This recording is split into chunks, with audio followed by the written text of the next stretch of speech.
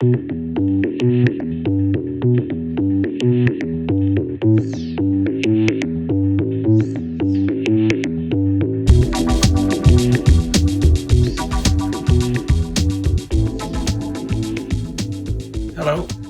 and welcome to another episode of Lost Like Mike. Another conversation between me and a little camera. It's a podcast about things that I'm going through, and hopefully you can relate to or find some similarities in your life. Or I once said that maybe you even just hear it and say, well, at least I'm not living it like that guy, But I find more often than not, people are all doing the same thing, and we're all getting by one day at a time, and we interpret our anxieties and our issues differently, but we all are dealing with something. Thank you for subscribing. Thank you for listening. Thank you for hanging out. Thank you for interacting with the comment sections and with the, of course, when people feel more comfortable with the emails at lostlikemike@gmail.com. I'm fine with that. I know last episode, I looked at, this is just for people that watch it on YouTube, and probably nobody even noticed, or maybe people noticed, but who cares if they did? It's one of those things that pop up in my head. But I found when I was uploading the video, I noticed that I was looking at the opposite side of the screen. You know how you look at a point so that you can that you're looking at the screen. For some reason, I flipped it last week and I was looking at the wrong side of the screen. It doesn't mean anything to anybody but me. I was laughing at myself for flipping it that week. But other than that, I've been enjoying the episodes. I made it a personal challenge to myself because I mentioned on the last episode that my mom said that she started listening to the show, and I had always said that I pretend like I don't think anybody listens to it, and I say whatever I'm thinking, short of sharing other people's stories. I don't like. So if I protect the names and things like that, I'll do that. But I don't know. I wouldn't want other people sharing my stories secondhand, and perhaps not giving the full picture. So I try not to do that. But other than that, I try to be as honest as possible. And a few times my mom has messaged me saying, asking me something about what I talked about, which can be pretty daunting. But Mom, if you're listening, just keep doing that, because that's fine. It's what I ask other people to do, right? So I'm not going to be telling you not to do that, right? But anyway, challenge myself to not be overtly conscious of it. And I mean, talking about it in the show doesn't really help, but I felt that I needed to mention that I'm dealing with that challenge internally. But I think that every now and then you kind of get that notion, right? Whether it's talking to a loved one or a friend or a coworker, and you feel like intimidated or apprehensive in sharing something. I got a dozen different times that's happened, but as a manager or as a leader or somebody who is responsible for subordinates or people that are under you, I found that sometimes it's difficult if you're not confrontational to call somebody out on something that they're doing, for example.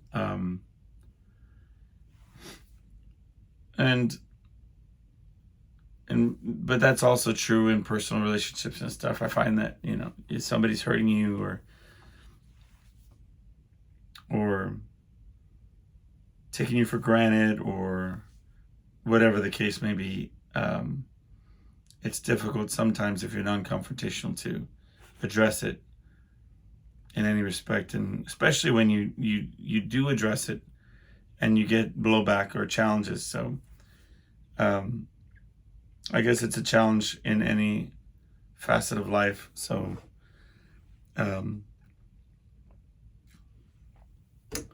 that seems random, but the job example recently, somebody blatantly broke a rule that it was like a company rule, but more specifically, it was in an email circulated. Do anything you want, but just don't do X, Y, or Z. Right? It was basically the premise was that, and in terms of sharing information. And I walked in and overheard the employee just talking about exactly what they weren't supposed to be talking about with a party that they exactly weren't supposed to be talking or sharing that information with. And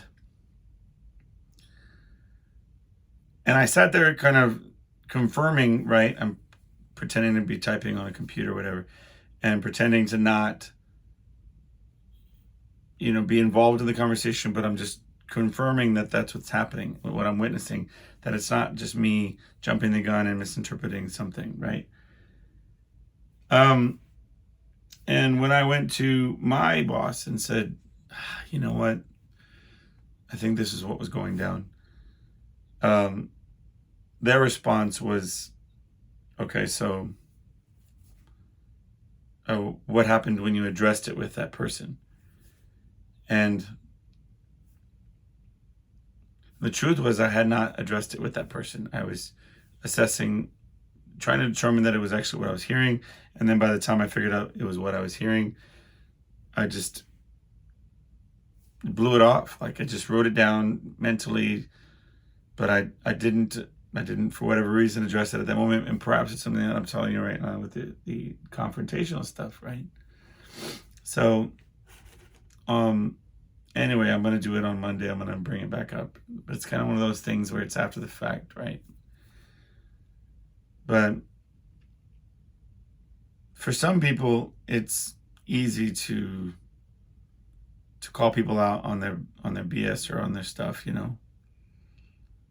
But I find that in my experience, it's two extremes. On one hand, you need to choose your battles, and if you're writing somebody all day about every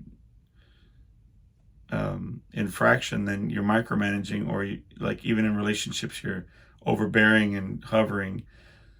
As a parent, you're helicoptering or smothering.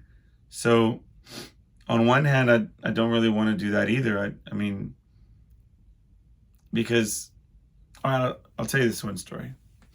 I once worked for this one general manager of us. We'll call it a restaurant, because like I'm always trying to protect these different locales. I worked at a bajillion different places, by the way. I mean, I've worn a lot of different hats. I've worked at a lot of places over the years. I try to offer those things in vague, overview scenarios, because I don't want to be too specific. So anyway, it was this restaurant style, we'll call it, place. And the general manager of this establishment was very proud of how hardcore he was, and how good he was at, his standards were up here. And I told him, well, my team really is a great team, and they really want to work hard for you. And they're going to go out of their way and do everything they can to be the best they possibly can be. And I said, they've been doing a really good job recently on closing at the end of the night, and really catching all the details, and really being like leaving everything pristine, like it's brand new, right? That was my comment. I was celebrating my team and acknowledging what a great job they've been doing. And he says, well, I'm going to personally check out your closing tonight. And we'll give you, he said, I'll give you a 3-point challenge. essentially a white glove challenge where he was going to walk around and check everything.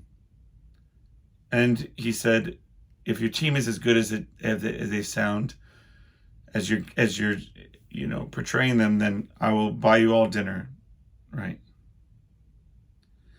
So what normally we close at a certain time and are done in an hour post closing to deep clean everything, the floors and the equipment, etc.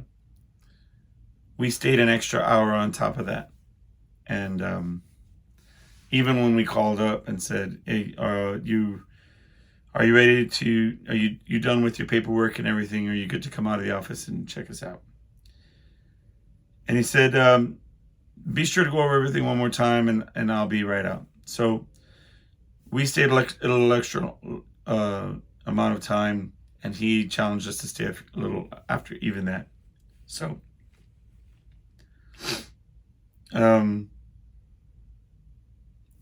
my team was sweating. They were in equipment, literally underneath and around, and this general manager comes out and he walks into the kitchen, does a 3 count, 1, 2, 3, says, like, here's a smudge, here's a smudge, here's a smudge. Have a good night. You failed.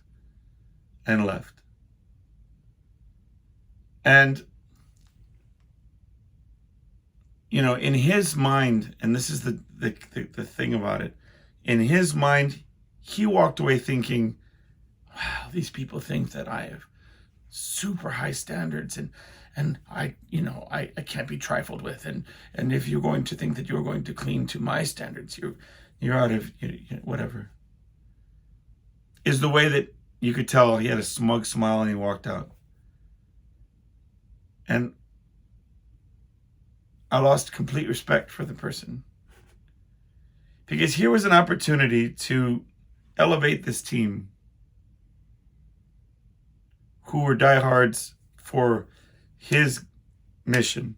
They were diehards for his vision of having this standards and giving a care. And I had spent a lot of energy getting them on board with that vision. And this was more like, you'll never measure up. You'll never be enough. And instead of celebrating them and trying to, even if you said, wow, this is amazing, these micro details could even be better, but I'm buying y'all dinner because this is amazing, right? Here's a learning opportunity. Never forget to check behind here, or never forget to, and then, but my goodness, this is above and beyond any of my expectations prior, right? So many different ways that this fool could have taken care of his people and made them feel like they mattered. Instead, he wanted to show how good he was, right? And inevitably lost everyone. I ended up rewarding the team, but I couldn't with a straight face them, having him walk out the way he did, because he walked out, I turned around, they're deflated. They were just, I can still see the looks on their faces of like, you gotta be kidding me. Like, is this guy for real? He didn't even, I spent an extra hour on this machine. He never even made it over here. I mean,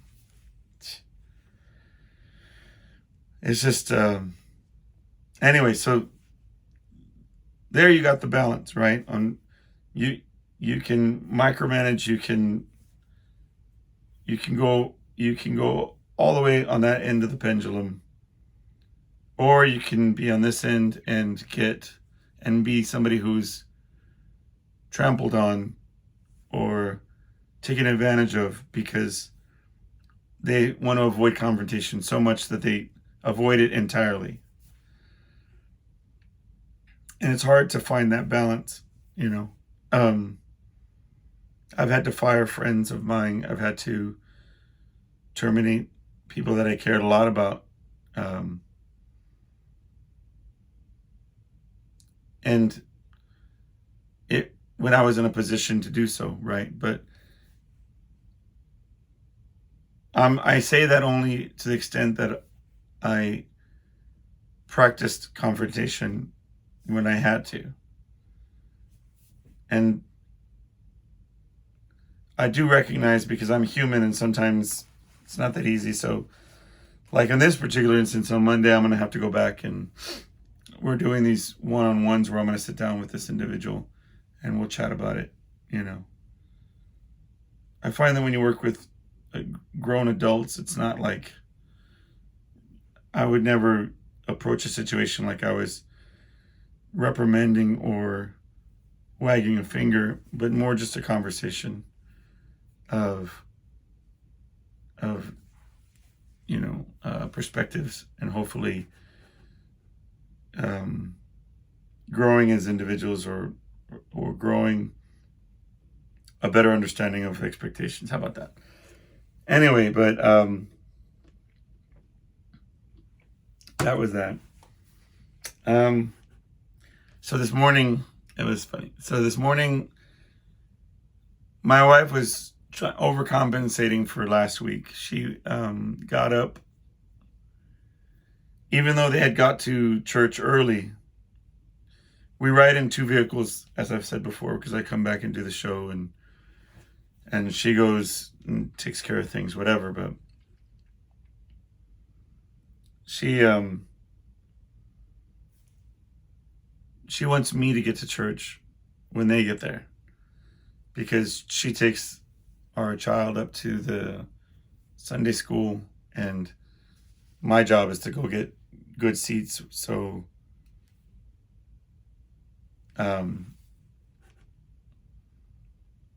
but in her mind, last week she had shown up really early, and they stalled out at the Sunday school, so she had to wait there anyway, and I was running late, so by the time we got there, we got some bad seats or whatever in her mind. But this morning, she was on me. She was aggressive, like, let's go. And I happened to get up early anyway. I wanted to get dressed for that specific reason, because I didn't want to be rushed and to be pushed. I wanted to just chill and wait, you know. But even then, like, I felt that it was too early, and she was already like, because I said, we have about another 30 minutes, and she was like, no, we got like 15 and we're out of here, right? And this was the first time that, so the preacher starts, and he said, today, I want to talk a little bit about people that are in a rush. And I said, wait a minute. I was chill. This isn't about me today. And I even gave her the nice tap with the old elbow, like, he's talking to you, you know. And he started going off about just kind of stopping and smelling the roses kind of sermon, where it's like, not to feel that, you know, this sense of always on to the next thing and always rushing, and, you know, like, ease into the Sabbath and just relax, you know, kind of like losing sight of the important things when you're just rushing around. But not that I always feel like the pastor's getting mad at me. I'm not saying that. Nor am I saying that he was mad at the people who were rushing and thus mad at her. It just felt good to be like, you know what? I'm kind of on board with that. There was other things he said afterwards, like, that I did kind of feel were about that I felt like maybe are more geared towards me, like um, spending time on the things that you value, right? Like, do you spend the amount of time with the things you value that equals out to show that value? I guess, like, obviously if you spend 40 hours a week at work, it's just sometimes it's a necessity, right? Whatever. And it's not anybody's choice to have to put in the hours for work to provide for your family or whatever. But I guess in terms of, like, when you have time, do you spend it doing the things you love and with the people you love, kind of thing? So that kind of hit a little home with me. And but yeah, she was like, yeah, the preacher wouldn't be talking to you because you never rush for anything. You're always just dragging ass. I was like, okay, that's a little much. I don't think the preacher meant that. Right. No. She's just giving me a hard time because I'm giving her a hard time. But, and I wonder though, if she really, if it sank in at all or whatever. I'll have to talk to her about that, because a lot of times she's got things to do, places to go. Her stuff is all busy. And I think there's, I know time is finite and you need to get things done, right? But in the end, what's important, right? What's important is sometimes just do less, have more experiences that are fun and enriching. And oh man, I don't know if I talked about this kid. He keeps coming up in my mind, and I don't know why, but oh jeez. But let me fix this one sec. All right, I had my microphone out of camera, and with some kind of boom mic, like,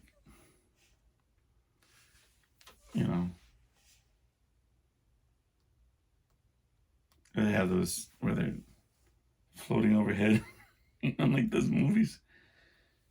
Anyway, what was I talking about? Yeah, there's this kid, and I might have talked about in a previous episode. He haunts me a little bit. I remember, well, I'll start here and then I'll go back to that. But this kid, I was at one of my daughter's recitals. She goes to this like kind of Christian school kind of thing, right? I think it's a Baptist academy. So they do these recitals where the kids will come on and they'll sing these hymns and these different songs. Real cute, right? But this kid, he comes out and he's with the whole choir of kids. But in the middle of his thing, I don't know, like he sounded like he looked like he was touched by the message of the song. Because all of a sudden, he's saying a line about I don't know, it was like something like being worthy. And he's looking up and he's crying. And not fake, or, I mean, I want to say not theatrical, but it was very moving to watch. Because, like, one kid over here is picking his nose, you know what I'm saying? This one's not even looking anywhere, not even singing the song, just looking around the room. But there's this kid right in the middle that's like thinking about the words and looking up and saying like, God, I mean, make me worthy, or whatever it was that he was saying, but tears are coming out of his eyes, and I remember because you do what you do when you're watching these kids recitals. I mean, you really only care about when your kid comes up, and when their class is like either way at the beginning or way at the end. I mean, you're just sitting there and you got to figure out how to enjoy this randomness that you're watching. But I remember, I mean, I still see him very clearly in my mind, and it's something that's given me a lot of inspiration, or because music has the potential to move you in such a way, but I think you have to be open to that. And I may have talked about him before, but every now and then it'll just pop into my mind that this kid, is really felt it that day, and was really just, and I'd look out for him on future recitals and stuff, and I've seen him on other recitals, and he's just singing, like normal.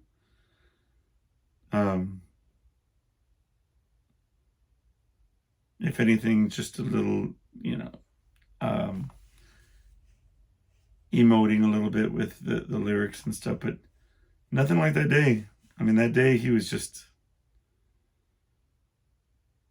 felt those words, and it made me want to feel something, not only when you sing, but just a lot of times you can go through the motions of hearing these things and saying these things over and over, and it loses its luster, or its, I guess.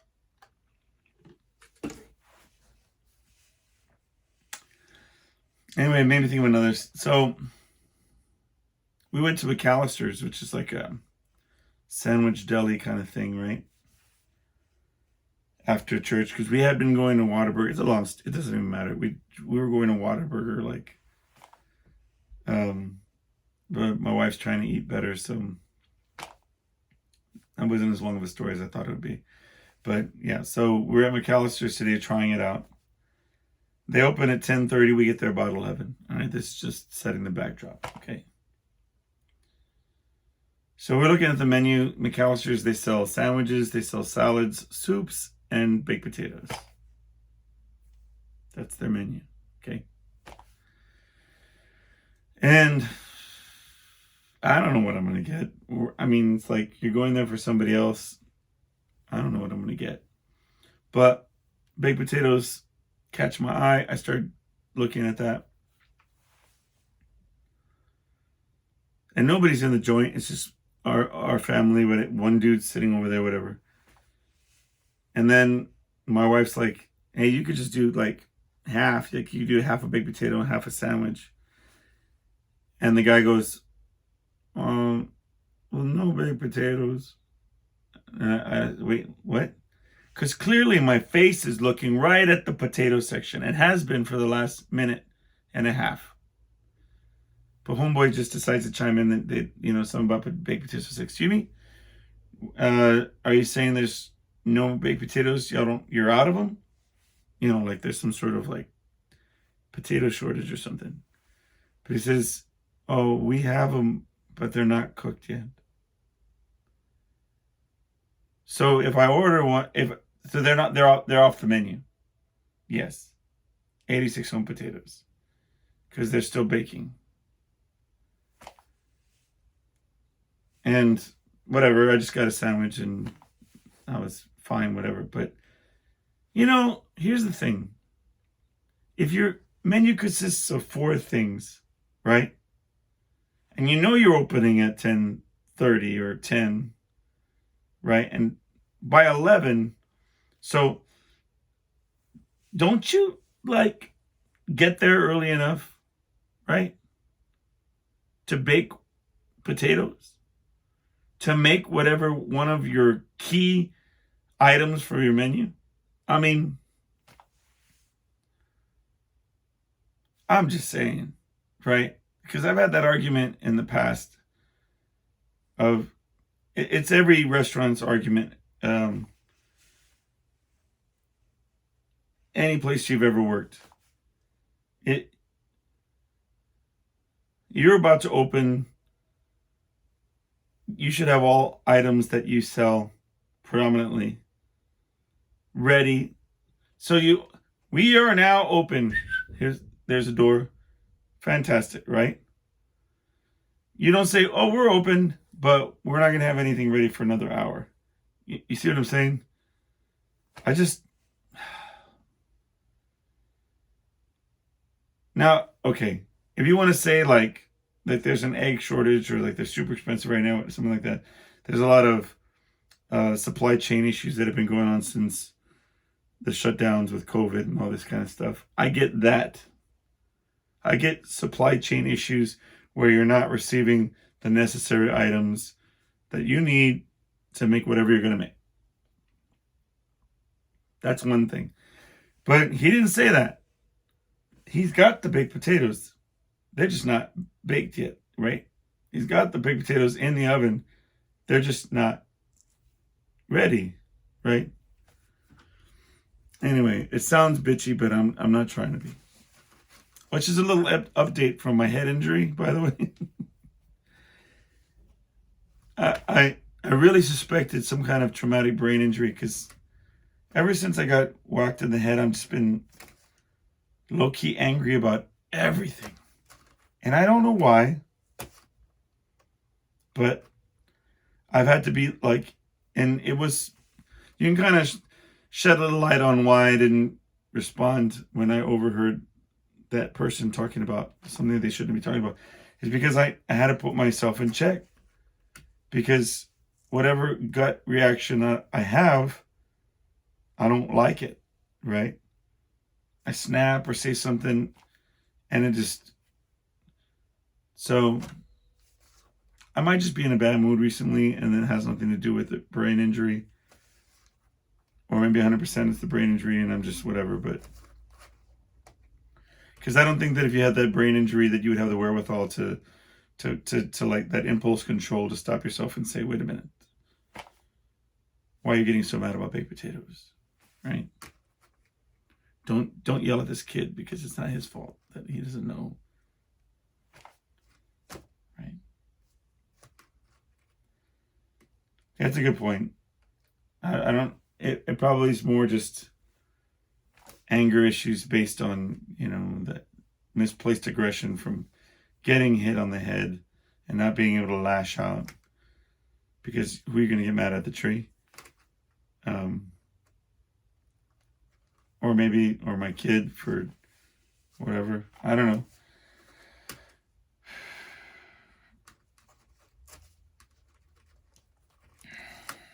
You ever do? So recently I've been thinking about the things that I consider in retrospect to be crazy. Or that you see yourself and think crazy, or like crazy, or like the things that you say or do that when you sit down and think about it for a minute, it's like they're questionable. Have you ever said something that comes out of folklore or that you were told growing up in the context of like in a group of scientists or like academics, and like, okay, for example, like if somebody said, oh, they got pink eye, right? And then you say, well, I didn't even look at the dog when he was pooping, so I don't know, right? Because I used to be told when I was little that don't look at a dog when it poops because you'll get pink eye. But then, like, in a real situation where people are talking about it, and I say, no, I mean, I didn't even look at him. The dog pooped the whole time, so it's not like, whatever. And then you stop and you think, oh no, I just said that out loud, and I'm an idiot. Or like try to put your fingers a certain way to make the dog stop pooping, right? And this is science, man. I'm telling you.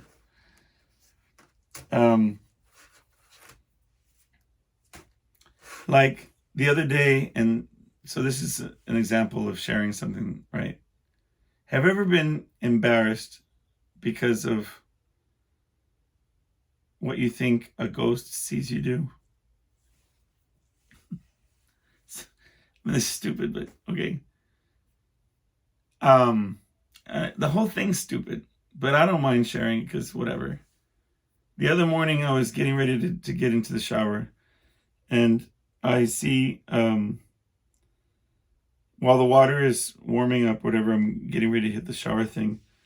I flip on my phone to put on my streaming services because, like, sometimes new shows will have a new episode. Right? This is so stupid. And I scroll, and I'm throwing the towel over the thing, and then I open up the one, and it says my new show has a new episode. 2 of them do. And I kick on the shower, and I kind of do a dumb, like, happy dance. Just, I don't know why. But what stopped me and what made me embarrassed was the thought of ghosts watching me dance.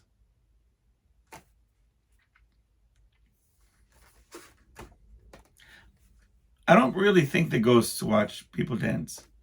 I'm not really sure of anything.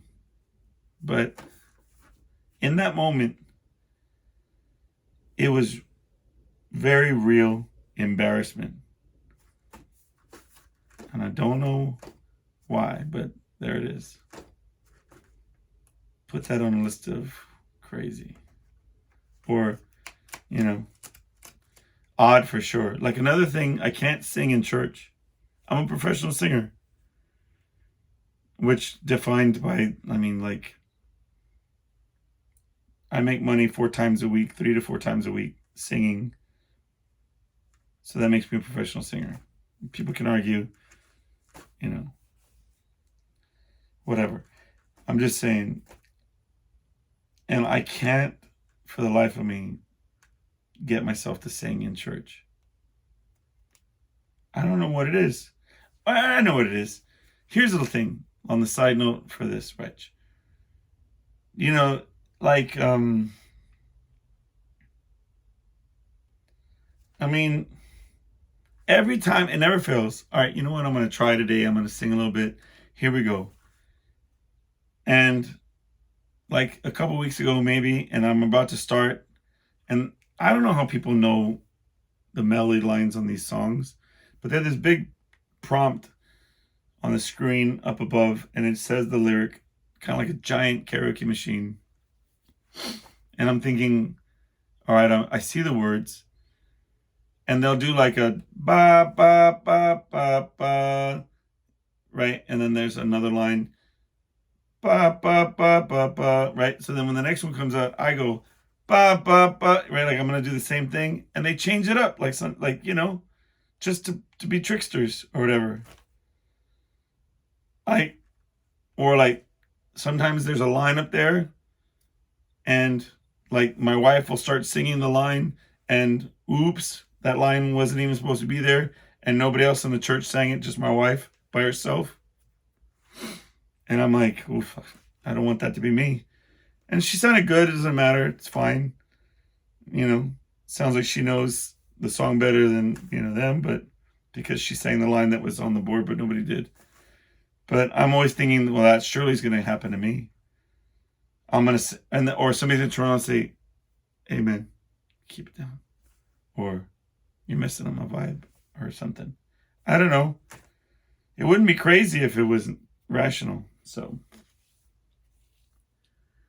I'm always getting a hard time. My wife's always giving me a hard time because she's like, it doesn't make any sense why, you know, when it's singing to celebrate God, you can't do it. Yeah, it's just the context.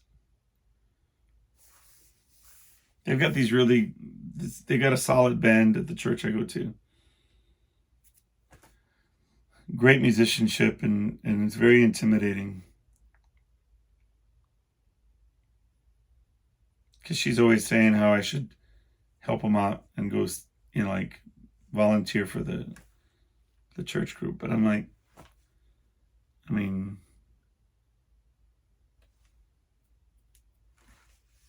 maybe someday.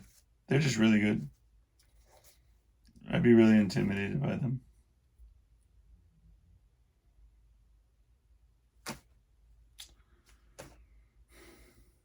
I remember one time I was in a gas station. I was young.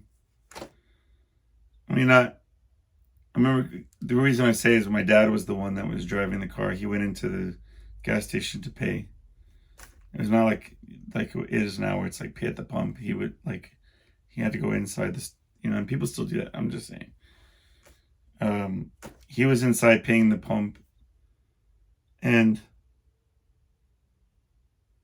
I had like an itch in my nose. So I'm on another planet. I'm just this kid sitting in the front seat of a car, just on another planet. Next thing you know, I'm digging for treasure up in my nose hole. Just on another planet. And it's like I picked my nose, right? And next thing you know, I'm just sitting there and I'm staring at this booger on my finger, and it's just like a giant, pulled a piece of my brain out. This giant booger, and I'm just enthralled. I'm just staring at this thing like it's the most fascinating thing in the world.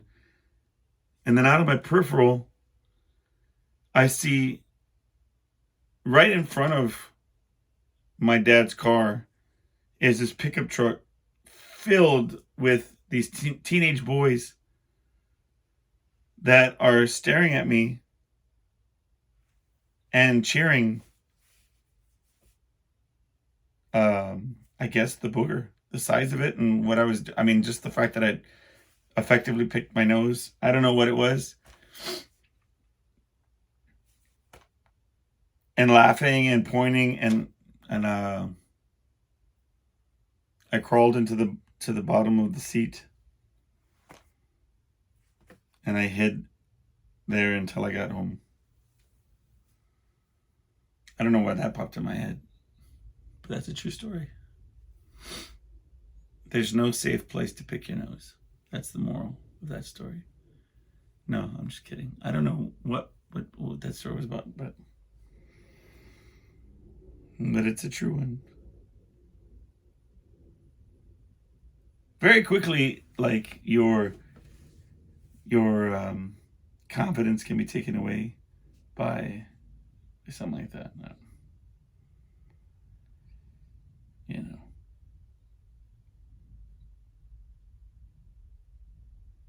As far back as I can remember, that was that way. I used to carry on a little mirror in high school because I didn't learn until, my late 20s that I was allergic to cats.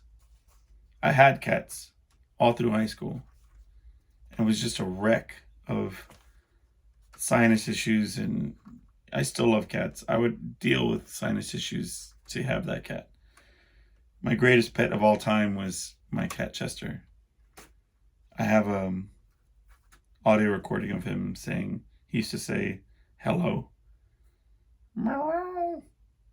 Hello. He would say it, like run around and say hi to you. Anyway, it's the greatest cat of all time. But I had cats all through high school, and I would sniffle all the time. They thought I had a coke problem because I used to be very jumpy and I had sniffles. A horrible combination. But yeah, so always had an allergy, but I had cats all the way through.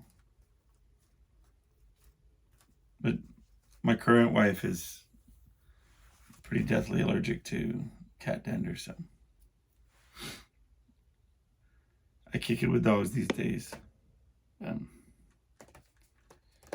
I never watch them poop because don't want that pink eye. No,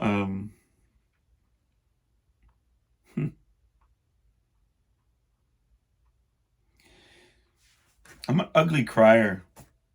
I realized that about myself. Just god awful. I don't like seeing myself cry. I don't even like the idea of crying. That brought it up to me when we were talking about. I moved out of my childhood home.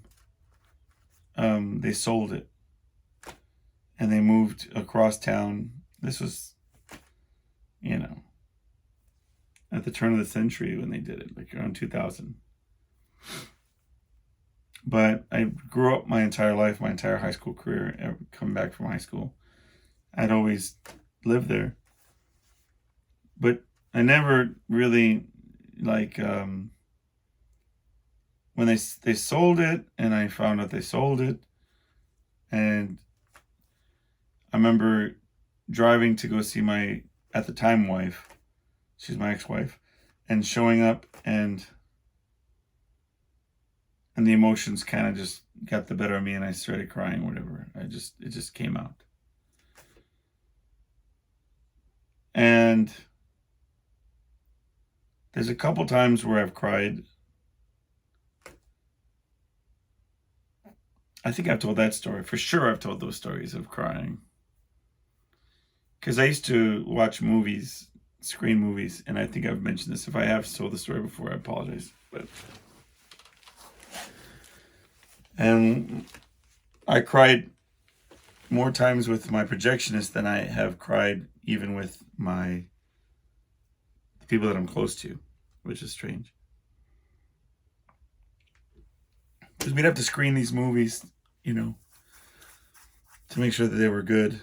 It used to be because you would build them on these big reels, and you would attach them and have to manually do all that. Attach these smaller reels into, they would end up being these big platters with the whole movie would be on it. So the night before the movie would come out, they would have to play the movie to make sure that they spliced it correctly and it was, good.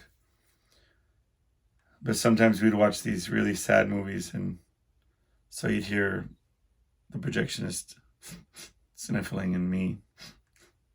And we'd be walking out like with tears in our eyes and be like, Jesus, another sad, stupid movie or whatever. I cried in front of my wife, my current wife,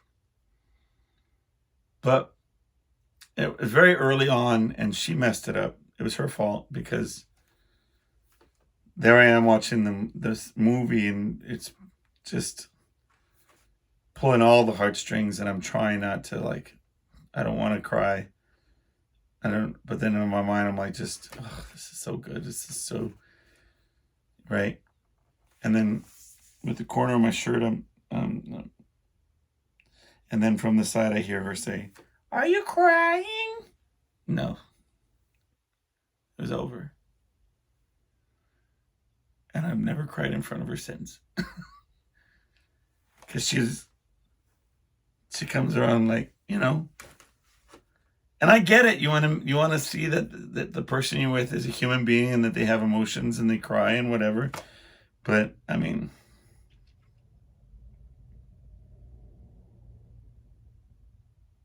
ugh. But there's been a couple times and my face contorts and it's like if I could see myself crying, I'd probably just start laughing and then I'd be okay. It's this horrible face. Just, I hate crying. Yeah. Again, I don't know why I thought of that. That was that. Anyway, but I don't know why I brought up crying. That was just random. But I cried stupid stuff too. Like, I think for the longest time I had this idea that my emotional wiring was off. Like, I remember being told that my grandfather had passed away. The only grandfather that I knew. But I didn't really hang out as much as I'd like to, which is something that I'm kind of finding about recently, is being the youngest. Everybody in my family has had deeper relationships with extended family and family. I spoke about my uncle that passed away, and they share these stories about him, and every day it's something that I don't like. What? I mean, I knew he was in the army. They said he played guitar. He, I don't know, just all these things about drinking beer with ice, or that was a picture, but maybe I'm reading too much into that. But just all these different things about what a fantastic person he was to all these different people, and it's just hard. But anyway, with my grandfather, who passed when I was, I think, in my very early teens, perhaps in my teens, I think. But anyway, no, that was my grandmother. Ugh. My grandfather was when I was even younger. The reason why I say is because I remember being in my brothers were in the same room as I was when we woke up in the morning. So we were very young. And everybody's upset and sort of crying or whatever. And I remember feeling like nothing's coming, right?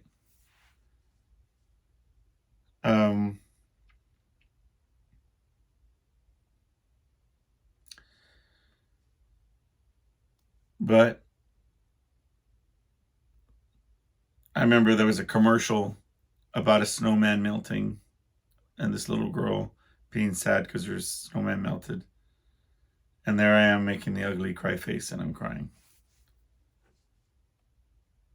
God forbid there's a Budweiser commercial anywhere in the Super Bowl, because I'll just excuse myself from the room before it even starts. Nobody wants to see that face in the middle of the Super Bowl. Right? I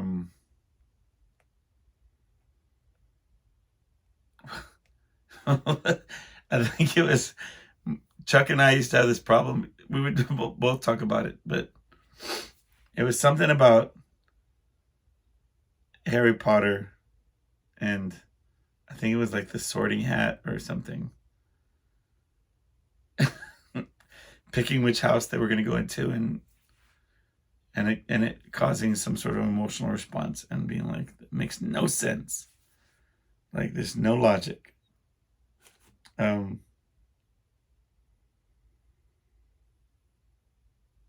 Yeah. I think about that recently because I think it was I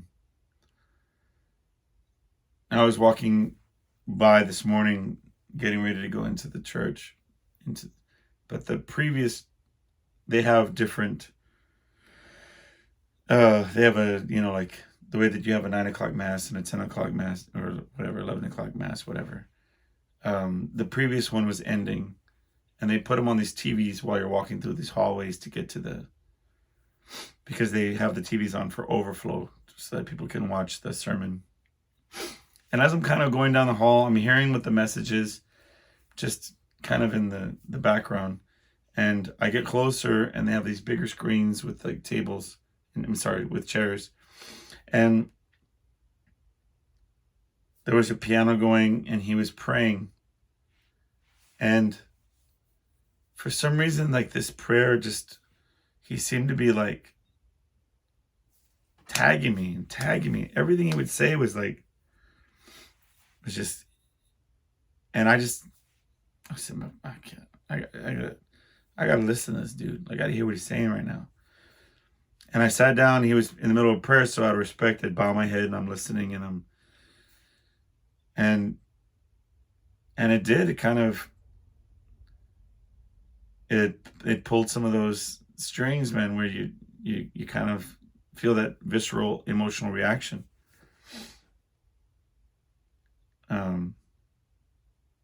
Anyway, and then when I went inside, everybody's out. The pastor came, and I had my head down because I was looking at like reading an article while I was waiting. He came over and he passed me on the shoulder. How you doing? And I shake his hand. I'm like, man, you got me, man, on that last prayer you just did. It was like that was definitely, you were calling me out right there, man. And he's like, oh, you weren't at the whole sermon? And I said, no, I just got here. I was walking by and I heard the prayer. I had to sit down. It's like a gut punch. You were tagging me. But I wanted to be like, you were about to make me have the ugly cry face, and I didn't want it. But it wasn't like that. Anyway, so I'm sure there's a bunch of stuff that I was going to talk about that I just didn't even get into. But I enjoy our conversations. Thank you for hanging out with me. Thank you for visiting. Message me on lostlightmike@gmail.com. Text me if you're a personal friend of mine and you like to use that avenue. You're always welcome to do so, or comment on the episode. Thank you for subscribing. Thank you for the show ideas, for volunteering to be a part of this show through being a guest or however. And I'll see you next week. I look forward to it. All right, take care.